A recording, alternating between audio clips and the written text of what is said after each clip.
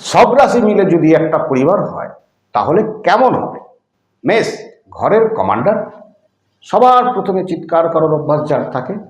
বৃষ, সব থেকে বেশি ভোজনপ্রিয় এবং রিল্যাক্স করতে যে অভ্যস্ত। মিথুন, যিনি পরচর্চায় ব্যস্ত এবং যার কান সর্বত্রই থাকে। কর্কট, বাড়ির মা এবং ইমোশনাল কাকা। সিংহ, বাড়ির বস, সব কিছুই ওনার ইচ্ছা অনুযায়ী হওয়া উচিত। কন্যা, সবাইকে শোধরানোর চেষ্টা করেন, বাড়ির সমালোচক।